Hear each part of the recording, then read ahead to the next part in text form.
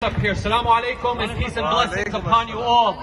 Free, free Palestine! Free, free Palestine! From the river to the sea! From the river to the sea! Palestine will be free! Palestine will be free! Where people of all faiths, Muslim, Christian, Jewish, or even no faith, can live in peace, not under this Zionist occupation that has no religion. You know, this is the holy month of Ramadan. As usual, these Zionists don't let us celebrate this blessed month.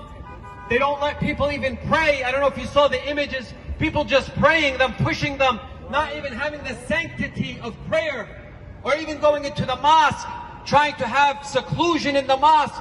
Even that, they have no sanctity. And then we look at the US government, and Israel, how it pleads to them that they're always the victim. So we really got to bring that news out. We got to wake up the people here in the United States, because a lot of us, we probably see what's going on. But it's the American public, which we are part of. We have to educate them and show them that this is the country where our officials will get up on TV, or some famous people will get up on TV and say the only democracy in the Middle East, or our only true friend in the Middle East. It's as if us Muslims, us Arabs, Palestinians are not even people, that we are animals and that we deserve to die. So we have a lot of work here in the US.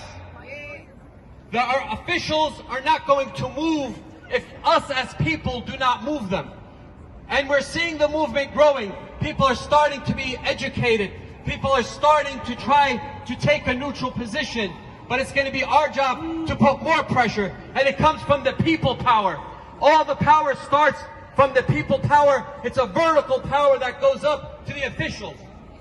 But if we stay quiet and we stay scared, they're going to start passing these anti-BDS laws where you don't even have the freedom to boycott Israel. A country that was founded on boycott. Anybody hear of the Boston Tea Party? Yes. What lunacy is this country of Israel, this Zionist state, this lunatic, terrorist, murderous state that has no legitimacy at all. And you can start drawing comparisons to all dictatorships that happen throughout the world. You can start drawing Nazi-like comparisons, where just because you are not Arab, you are not Muslim, you don't deserve to be here.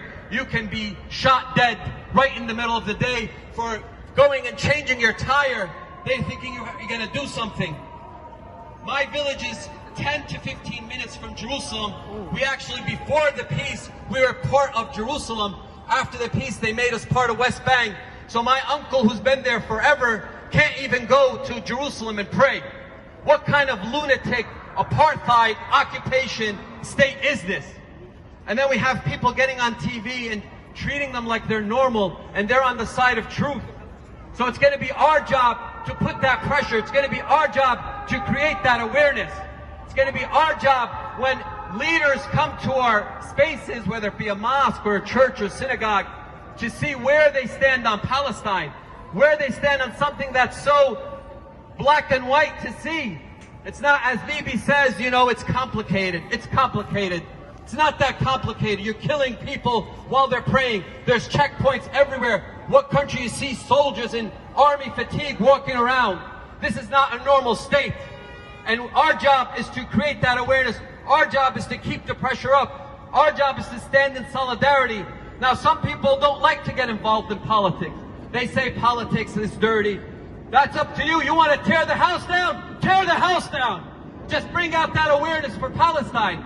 You want to tear the house down? Let's hear it. Free, free Palestine! Free, free Palestine! Free, free Palestine! Free, free Palestine! End the occupation now! End the occupation now! I mean, Gaza has been under siege since 2006. 2 borders. What kind of normal state is this? How do these politicians or people that stand for Israel hold a straight face? Are they that dumb, or are they that delusional to actually sit there and defend?